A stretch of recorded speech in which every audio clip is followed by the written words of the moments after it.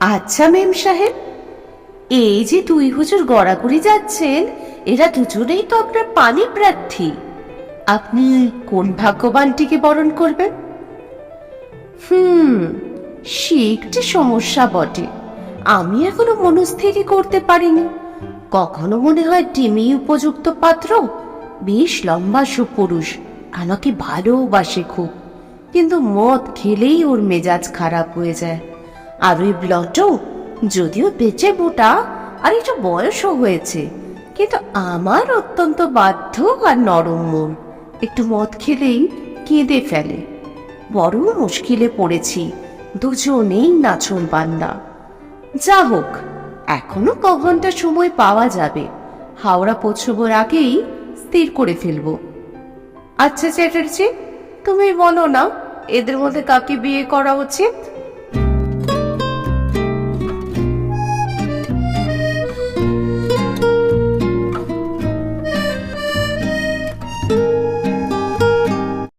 কুসুমকরের ব্যাকস্টেজে সবাইকে স্বাগত।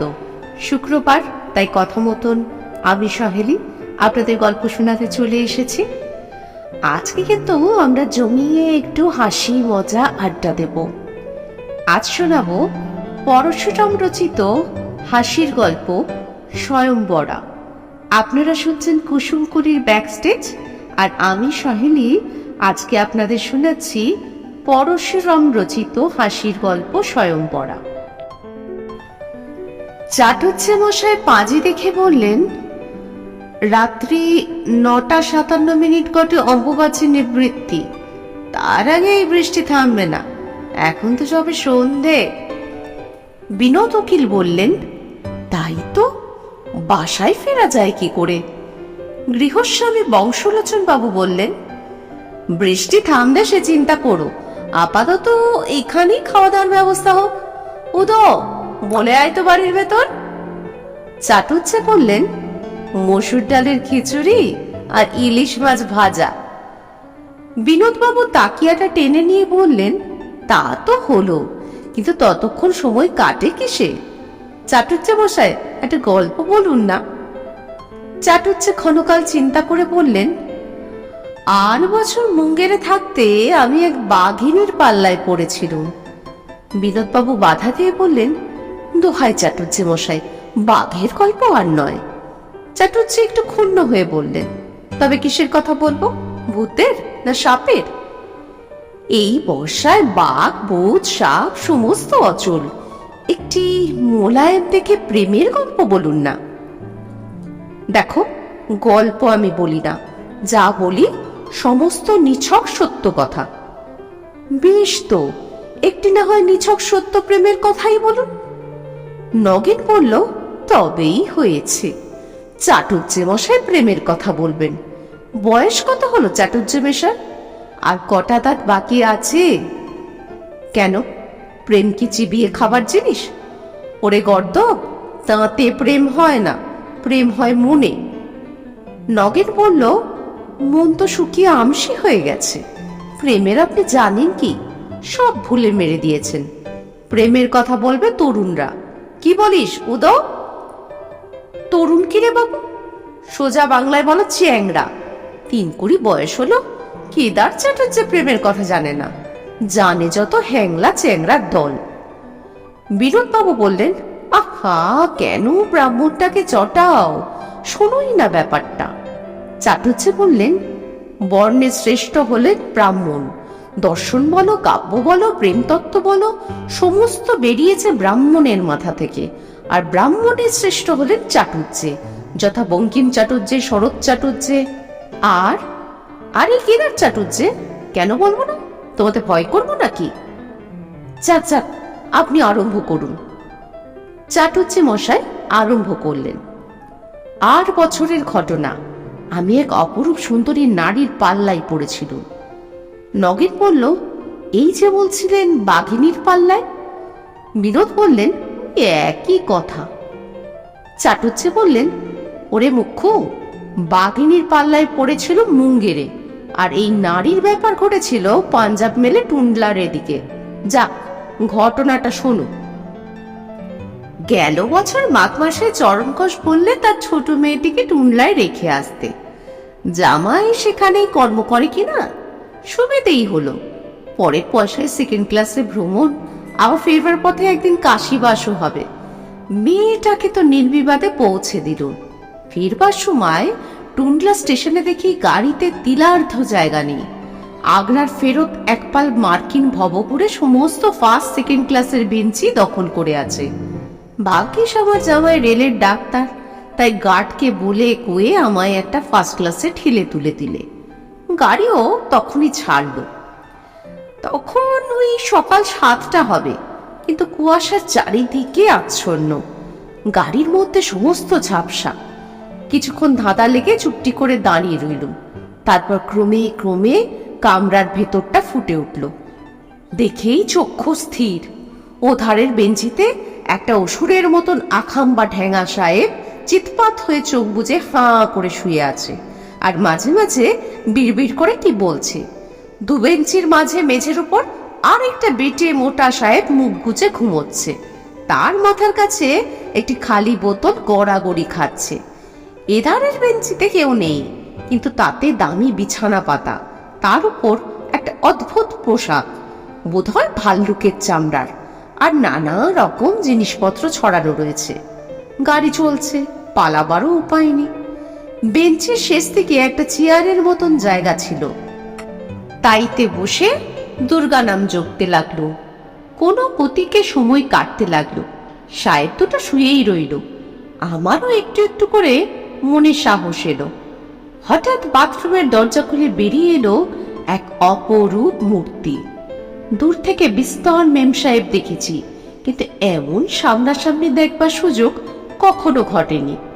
মুখখানি চিনে করমচা, ঠোঁট দুটি পাকা লঙ্কা, মার্বেলে কোদা আজানুলম্বিত দুই বাহু, চোস্ত ঘাড় ছাটা, কেবল কানের কাছে সোনের মতন দুগাছে চুল কুণ্ডলি পাকিয়ে আছে। পরনে একটি 1.5 হাতি গামছা।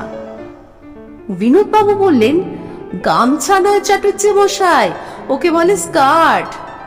কাট ফাট জানি নে বাপু, স্পষ্ট দেখলুম বাঁধি পোতার গামছা খাটো করে পরা, তার নিচে নেমে এসেছে গোলাপি কলা গাছের মতো 2 পা। মোজা আছে কি নিয়ে বুঝতে পারলুম না। দেহ যষ্টি কথাটা এতদিন ছাপার হরফেই পড়েছি, এখন স্বচক্ষে দেখলুম। হ্যাঁ, যষ্টি বটে। মাথা থেকে বুক কোমর অব্দি একদম চাচা ছোলা, কোথাও একটু উঁচু নিচু টক্কর নেই। সঞ্চারিণী পল্লবিনী লতেব নয়, একেবারে জ্বলন্ত হাউইয়ের কাঠি। দেখে বড়ই ভক্তি হলো। কপালে হাত ঠেকিয়ে বললুম, সেলাম মেম সাহেব। ফিক করে হাসলেন। পাকা লঙ্কার ফাঁক দিয়ে গুটি কতক কাঁচা ভুট্টার দানা দেখা গেল। ঘাড় নেড়ে বললেন, গুড মর্নিং। মেম নৃত্যপরা অপ্সরীর মতন চঞ্চল ভঙ্গিতে এসে বেঞ্চে বসলেন। আমি কাঁচুমাচু হয়ে চেয়ার ছেড়ে উঠে পড়ল। মেম বললেন, সিট ডাউন বাবু, ডরো মত। দেবীর এক হাতে বড়া ভয়, অপর হাতে সিগারেট। বুঝলুম প্রসন্ন হয়েছেন। আর আমায় মারে কে? ইংরেজি ভালো জানি না।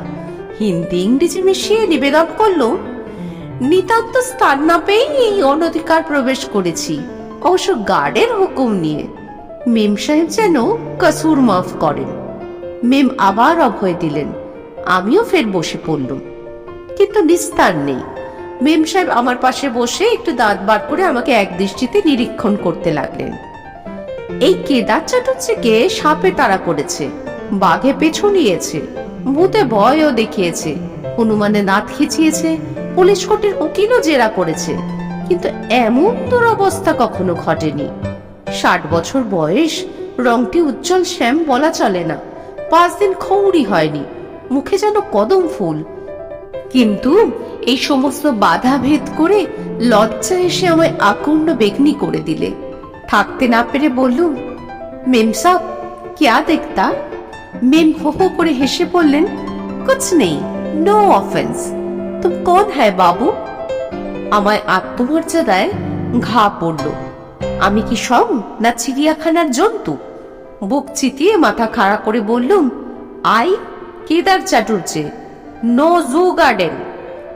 মেম আবার হো হো করে হেসে বললেন, বেঙ্গলি?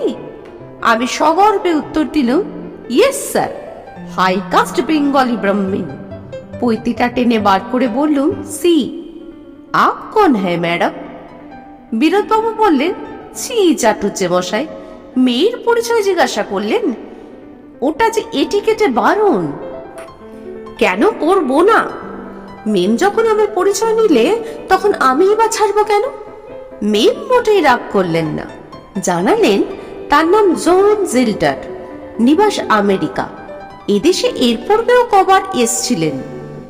ইন্ডিয়া বড় আশ্চর্য জায়গা। আমি সাহস পেয়ে সাহেব দুটোকে দেখে জিজ্ঞাসা করলাম, এরা কারা? মেয়েটি বড়ই সরলা, বেঞ্চির উপরে ঢেঙ্গা সাহেবের দিকে করে আঙ্গুল বাড়িয়ে বললেন, দ্যাট চ্যাপে হচ্ছে টিমোথি টোপার, নিবাস ক্যালিফোর্নিয়া। আমাকে বিবাহ করতে চান। ইনি 10 কোটির মালিক। আর যিনি গড়াগড়ি খাচ্ছেন উনি হচ্ছেন ক্রিস্টোফার কলম্বাস ব্লোটো। ইনিও আমাকে বিবাহ করতে চান। এরও 10 কোটি ডলার আছে। আমি গম্ভীরভাবে বললুম, কলম্বাস আমেরিকা আবিষ্কার করেছিলেন। মেম বললেন, সে অন্য লোক, এরা আমেরিকা থেকেও কিছু আবিষ্কার করতে পারেননি। দেশটা একদম শুকিয়ে গেছে, মেথিলেটেড স্পিরিট ছাড়া কিছুই মেলে না। তাই এরা দেশত্যাগী হয়ে খাঁটি জিনিসের সন্ধানে পৃথিবীময় ঘুরে বেড়াচ্ছেন। জিজ্ঞাসা করলুম, এরা বুঝি মস্ত স্পিরিচুয়ালিস্ট? মেম বললেন, ফেরি। এমন সময় ঢেঙ্গা সাহেবটা চোখ মেলে কটমট করেছে আমার দিকে ঘষি তুলে বললেন, you you get out quick. বেটিটাও হঠাৎ হাত পা ছুটতে শুরু করলে। আমি আমার লাঠিটা বাগিয়ে ধরে ঠক ঠক করে ঠুকতে লাগলাম। মেম সাহেব বিছানা থেকে তার পালক মোড়া চুটি জুতো তুলে ঢেঙ্গার 2 গালে পিটিয়ে আদর করে বললেন, ইউ পক, ইউ পক। বেটিটাকে লাথি মেরে বললেন, ইউ পিগ, ইউ পিগ। দুটোই তখনই আবার হাঁ করে ঘুমিয়ে পড়ল। মেম তাদের বুকের উপর এক এক পাটি চুটি রেখে দিয়ে সস্থানে ফিরে এসে বললেন, ভয় নেই বাবু। ভরসাই বা কই? আরব্য উপন্যাসে পড়েছিল, একটা দৈত্য এক রাজকন্যাকে সিদ্ধকে পুড়ে মাথায় নিয়ে ঘুরে বেড়াতো। দৈত্যটা ঘুমুলে রাজকন্যা তার বুকের উপর একটা ঢিল রেখে দিয়ে যত রাজ্যের রাজপুত্র জুটিয়ে আংটি আদায় করতেন। ভাবলুম এইবার সেরেছে রে, এই মেম সাহেব দুটো দৈত্যের ঘাড়ে চড়ে বেড়াচ্ছে, এখনই 99 আংটির মালা বাদ পড়বে। যা ভয় করছিলাম ঠিক তাই। আমার হাতে একটা রূপো আর তামার তারে জড়ানো পলা বসানো আংটি ছিল। মেম হঠাৎ সেটাকে দেখে বললেন, হাউ লাভলি, দেখি বাবু কিরকম আংটি। আমি ভয়ে ভয়ে হাতটি এগিয়ে দিলুম, যেন আঙুল হারা অস্তর করাচ্ছি। মেম ফস করে আংটিটি খুলে নিয়ে নিজের আঙুলে পরিয়ে বললেন, বিউটিফুল। হরে রাম, এ যে আমার ত্রিসত্য জপ করার আংটি। হায় হায়, এই ম্লেচ্ছ মাগি সেটাকে অপবিত্র করে দিলে। আমার চোখ ছলছল করে উঠল, কিন্তু কৌতূহলও খুব হলো। বললুম, মেম সাহেব আপকার কয়টা আংটি হ্যাঁ? 99। মেম বেঞ্চির তলা থেকে একটি তোরঙ্গ টেনে এনে তা থেকে একটি অদ্ভুত বাক্স খুলে আমাকে দেখালেন। চোখ ঝলসে গেল।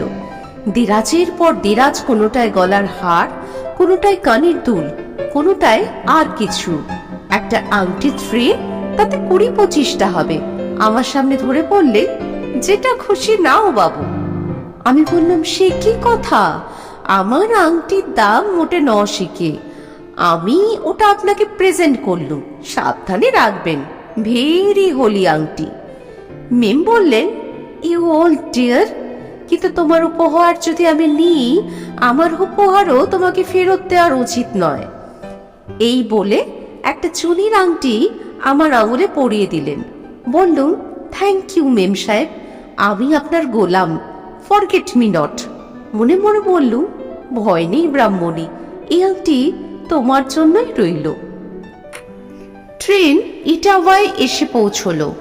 কেলনারের খানসামা চা রুটি মাখন নিয়ে এসে জিজ্ঞাসা করলে, টি হুজুর। মেম ট্রে রাখলেন, তারপর আমার লাঠিটা নিয়ে ঢেঙার বেটিকে একটু গুঁতো দিয়ে বললেন, get up Timmy, get up Lotto. তারা বুনো শুয়োরের মতন ঘোঁত ঘোঁত করে কি বলল শুনতে পেলুম না। আন্দাজে বুঝলুম ওদের ওঠবার অবস্থা হয়নি। মেম আমাকে জিজ্ঞাসা করলেন, চ্যাটার্জি তুমি খাবে? আপত্তি নেই তো? মহা ফাঁপড়ে পড়া গেল। ম্লেচ্ছ নারীর সহস্তে মিশ্রিত কিন্তু ফুরফুরে খুশবায় শীতটাও খুব পড়েছে। শাস্ত্রে চা খেতে বারণ কোথাও নেই। তাছাড়া রেলগাড়ির মতন বৃহৎ কাষ্টে বসে শীত নিবারণের জন্য ঔষধার্থে যদি চা পান করা যায় তবে নিশ্চয়ই দোষ নাস্তি। বললুম, ম্যাডাম লক্ষ্মী, তুমি যখন নিজে হাতে চা দিচ্ছ তখন কেন খাবো না? তবে রুটিটা খা। চায়ে মনের কপাট খুলে যায়। খেতে খেতে অনেক বেফাস কথা মুখ দিয়ে বেরিয়ে পড়ে। অশ্বত্থামা যেমন দুধের অভাবে পিটুলি গোলা খেয়ে আহ্লাদে নৃত্য করতেন, নিরীহ বাঙালি তেমনি চায়েতেই মদের নেশা জমায়। বঙ্কিম চাটুর্যে তারিফ করে চা খেতে শেখেননি, সর্দি টর্দি হলে আদা নুন দিয়ে খেতেন। তাতেই লিখতে পেরেছেন, বন্দি আমার প্রাণেশ্বর। আজকাল চায়ের কল্যাণে বাংলাদেশে ভাবের বন্যা এসেছে। ঘরে ঘরে চা, ঘরে ঘরে প্রেম। সেকালের কবিদের বিস্তর বায়নাক্কা ছিল, উপবন রে, চাঁদ রে, মলয় রে, কোকিল রে, তবে পঞ্চস্বর ছুটবে। এখন কোনো ঝঞ্ঝাট নেই। চাই শুধু দুটো হাতল ভাঙা বাটি, একটু ছেঁড়া অয়েল ক্লথ, একটা কেরোসিন কাঠের টেবিল, দুধারে দুই তরুণ তরুণী, আর মধ্যেখানে ধুমায়মান কেতলি। ভাগ্যিস বয়সটা 60, তাই বেঁচে গিয়েছিল। মেমকে জিজ্ঞাসা করলাম, আচ্ছা মেম সাহেব, এই যে দুই হুজুর গড়াগড়ি যাচ্ছেন, এরা দুজনেই তো আপনার পানি প্রার্থী। আপনি কোন ভাগ্যবানটিকে বারণ করবেন? মেম বললেন, সে একটি সমস্যা বটে। আমি এখনো মনস্থির করতে পারিনি। কখনো মনে হয় টিমিই উপযুক্ত পাত্র। বেশ লম্বা, সুপুরুষ, আমাকে ভালোবাসে খুব, কিন্তু মদ খেলেই ওর মেজাজ খারাপ হয়ে যায়। আর ওই ব্লটো, যদিও পেটে মোটা আর একটু বয়সও হয়েছে, কিন্তু আমার অত্যন্ত বাধ্য আর নরম মন। একটু মদ খেলেই কেঁদে ফেলে। বড় মুশকিলে পড়েছি, দুজনেই নাছোড়বান্দা। যা হোক, এখনো ঘন্টা সময় পাওয়া যাবে। হাওড়া পৌঁছবার আগেই স্থির করে ফেলবো। আচ্ছা চ্যাটার্জি, তুমি বলো না, এদের মধ্যে কাকে বিয়ে করা উচিত? বললুম, মেম সাহেব, আপনি এদের স্বভাব চরিত্র যে প্রকার বর্ণনা করলেন, তাতে বোধ হয় দুটিই অতি সুপাত্র। তবে কিনা এরা যেরকম বেহুশ হয়ে আছেন। মেম বললেন, ও কিছু নয়, একটু পরেই দুজনে চাঙ্গা হয়ে উঠলেন। আমি বললুম, আপনার নিজের যদি কোনোটার ওপর বেশি ঝোঁক না থাকে তবে আপনার বাপ মার উপর স্থির করার ভার দিন না। মেম বললেন, আমার বাপ মা কেউ নেই, নিজেই নিজের অভিভাবক। দেখো চ্যাটার্জি, তোমার উপরেই ভার দিলুম। তুমি বেশ করে দুটোকে ঠাউরে দেখো। মুঘলসরায়ে নেমে যাবার আগেই তোমার মত আমাকে জানাবে। ভাবছিলাম একটা টাকা ছুঁড়ে চিতুপুর করে দেখে মনস্থির করব, কিন্তু তুমি যখন রয়েছো তখন আর দরকার নেই। ব্যবস্থা মন্দ নয়। আত্মীয় বন্ধুদের জন্য এ পর্যন্ত বিস্তর বর করে ঠিক করে দিয়েছি, কিন্তু এমন অদ্ভুত পাত্র দেখার ভার কখনো পাইনি। দুজনেই ক্রোড়পতি, দুজনেই পাঁড় মাতাল। একটা মাথায় বড়, আরেকটা ওজনে পুষিয়ে নিয়েছে। বিদ্যা বুদ্ধির পরিচয় এ যাবৎ যা পেয়েছি তা শুধু ঘোঁত ঘোঁত। চলোই যাক। মেমের যখন আপত্তি নেই তখন যেটার হয় নাম বলবো। আর যদি বুঝি যে মেম আমার কথা রাখবে, তবে বলবো, মা লক্ষ্মী, মাথা যখন আগেই মুড়িয়েছ তখন বাকি কাজটুকু সেরে ফেলো। এই দু বেটা ভাবি স্বামীকে ঝেঁটিয়ে নরকস্থ করো। গল্প করতে করতে বেলা প্রায় 9:30 হয়ে এলো। এরপরেই একটা ছোট স্টেশনে গাড়ি থামবে।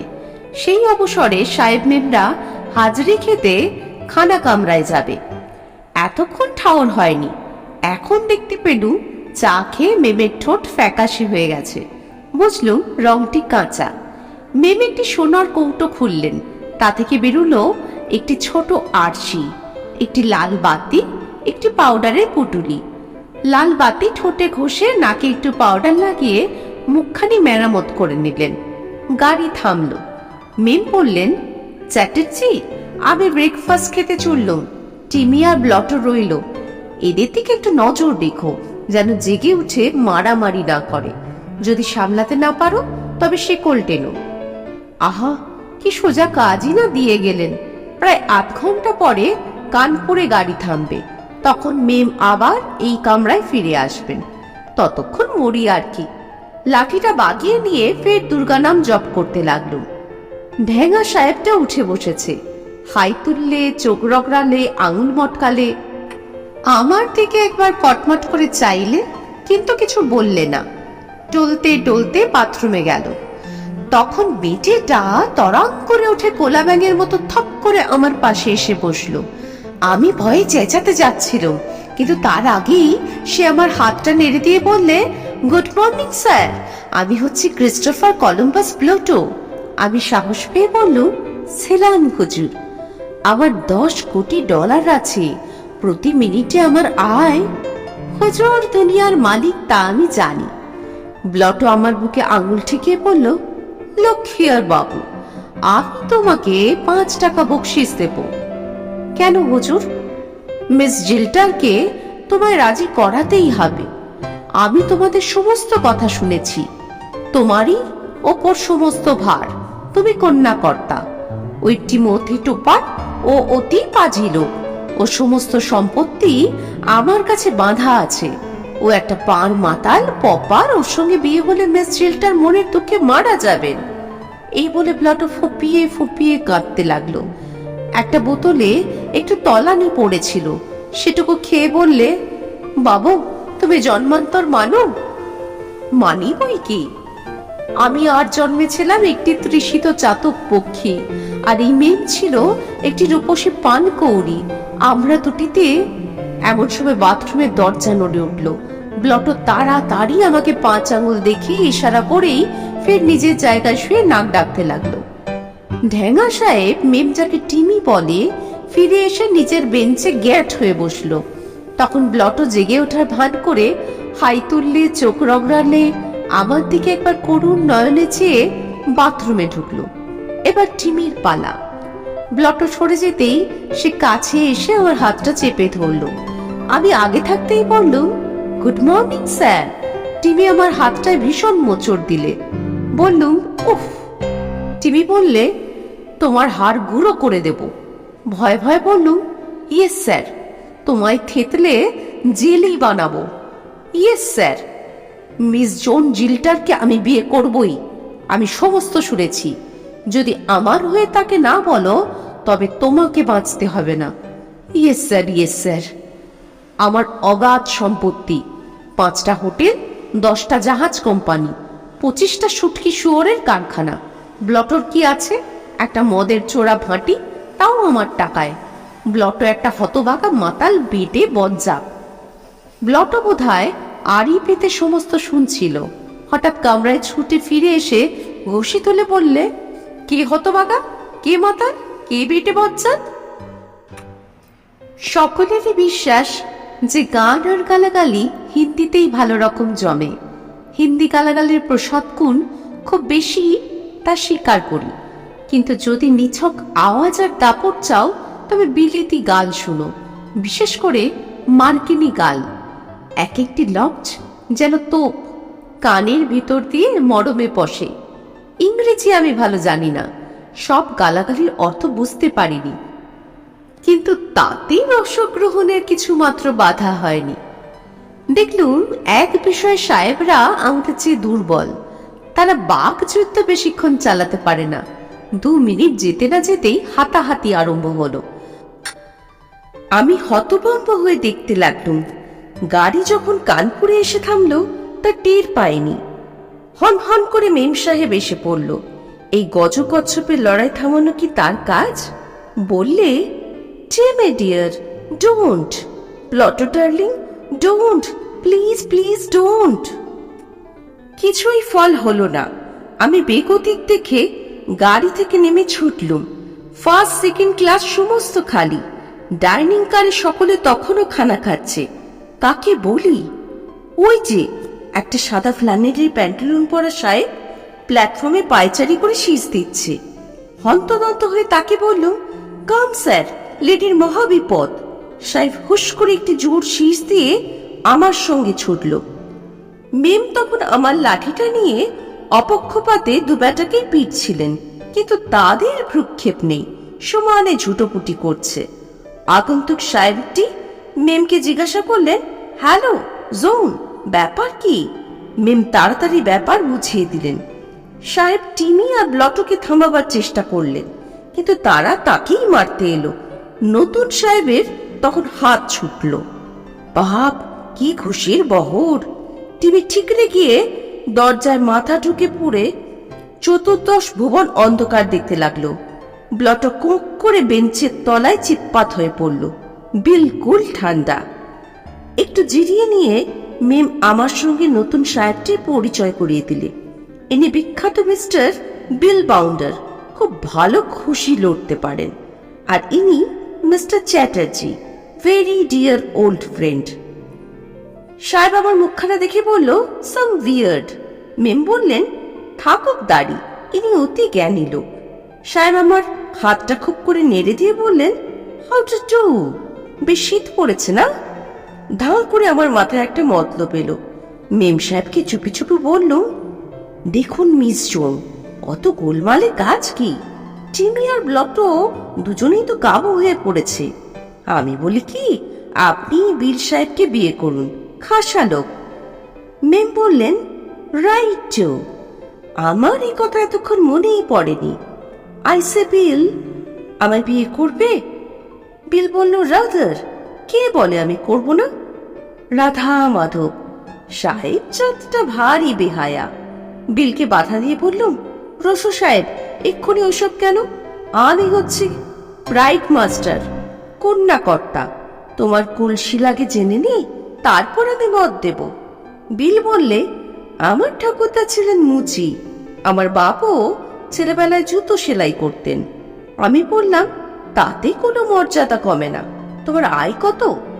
বিল একটু হিসেব করে বললে, মিনিটে 1000, ঘন্টায় 6 লাখ। কিন্তু চিন্তা করবেন না, আমার মাসি মারা গেলে আয় আর একটু বাড়বে। তার 25টা বড় বড় পুকুর আছে, নোনা জলে ভর্তি, তাতে তিমি মাছ কিলবিল করছে। বললাম, থাক, আর বলতে হবে না। আমি মত দিলুম, এগিয়ে এসো, আমি আশীর্বাদ করব, রিয়েল হিন্দু স্টাইল। কিন্তু ধান দুব্য কই? জানলাতে গলা বাড়িয়ে বললুম, এই কলি, জলদি থোড়া ঘাস ছিড়কে লাও, পয়সা মিলেগা। ইংরেজি আশীর্বাদ তো জানি না। বললুম, যদি আপত্তি না থাকে তবে বাংলাতেই বলি। নিশ্চয়ই নিশ্চয়ই। সাহেবের মাথায় এক মুঠো ঘাস দিয়ে বললুম, বেঁচে থাকো, ধন তো যথেষ্ট আছে, পুত্রও হবে, লক্ষ্মী সঁপে দিলুম। কিন্তু খবরদার বেটা, বেশি মদ টদ খেও না, তাহলে ব্রহ্মশাপ লাগবে। সাহেব আরেকবার আমার হাতে ঝাঁকুনি দিয়ে নড়া ছিঁড়ে দিলে। মেমকে বললুম, মা লক্ষ্মী, তোমার ঠোঁটের সিঁদুর অক্ষয় হোক, বীর প্রসবিনী হয়ে কাজ নেই মা, ও আশীর্বাদটা আমাদের অবলাতের জন্যই তোলা থাক। তুমি আর গরিব কালা আদমিদের দুঃখের নিমিত্ত হইও না। গুটি কতক শান্তশিষ্ট কাঁচা বাচ্চা নিয়ে ঘরকন্যা করো। মেম হঠাৎ তার মুখখানা উঁচু করে আমার সেই 5 দিনের খোঁচা খোঁচা দাড়ির উপর। বিনোদবাবু বললেন, ছি ছি ছি। চাটুর্যে মশাই বললেন, দেবী চৌধুরানী তো ওই রকম লিখেছে বটে। আচ্ছা চাটুর্যে মশাই, পাকা লঙ্কার আস্বাদটা কিরকম লাগলো? তাতে ঝাল নেই। আরে ওই হলো ওদের রেওয়াজ, ওই রকম করেই ভক্তি শ্রদ্ধা জানায়, তাতে লজ্জা পাবার কি আছে? চাটুর্যে মশাই বলতে লাগলেন, তারপর থেকে ঢেঙার বেটে মুখ চুন করে নেমে যাচ্ছে। জন 2 কুলি তাদের মালপত্র নামাচ্ছে। গাড়ি ছাড়ল। বিল আর জোন হাত ধরাধরি করে নাচ শুরু করে দিলে। আমি ফ্যাল ফ্যাল করে চেয়ে দেখতে লাগলুম। জোন বললে, চ্যাটার্জি, এই আনন্দের দিনে তুমি আমার ম্লান হয়ে বসে থেকো না, আমাদের নাচে যোগ দাও। বললুম, মাদার লক্ষ্মী, আমার কোমরে বাত, নাচতে কবিরাজের বারণ আছে। তবে তুমি গান গাও, আমরাই নাচি। কি আর করা যায়, পড়েছি যবনের হাতে, একটা রামপ্রসাদই ধরল। সমস্ত পথটা এই রকম চলল। অবশেষে মুঘল সারাই এলো। মেম বললে কলকাতায় গিয়েই তাদের বিয়ে হবে। আমি যেন 3 দিন পরে গ্র্যান্ড হোটেলে অতি অবশ্য তাদের সঙ্গে দেখা করি। বিস্তর শেক হ্যান্ড, বিস্তর অনুরোধ, তারপর নেমে কাশীর গাড়ি ধরল। পরদিন আবার কলকাতা যাত্রা। বিনোদবাবু বললেন, আচ্ছা চাটুর্যে মশাই, গিন্নি সব কথা শুনেছেন? কেন শুনবেন না? সতীলক্ষ্মী তার 50 বছর বয়স হয়েছে। তোমাদের নবীনাথের মতন অবুঝ নন যে অভিমানে চৌচির হবেন। আমি বাড়ি ফিরে এসেই তাকে সমস্ত বলেছি। চাটুর্যে গিন্নি শুনে কি বললেন? তক্ষুনি একটা উড়ে নাপিত ডেকে বললেন, দিতরে বুড়োর মুখখানা আচ্ছা করে চেঁচে ম্লেচ্ছ মাগি উচ্ছিষ্টি করে দিয়েছে। তারপর সেই চুনির আংটিটা কেড়ে নিয়ে গঙ্গাজলে ধুয়ে নিজের আঙুলে পড়লেন। তা বউ ভাতের ভোজটা কিরকম খেলেন? সে দুঃখের কথা নাই শুনলে। গ্র্যান্ড হোটেলে গিয়ে জানলো ওরা কেউ নেই। একটা খানসামা বললে বিয়ের পরদিনই বেটি পালিয়েছে। সাহেব তাকে খুঁজতে গেছে।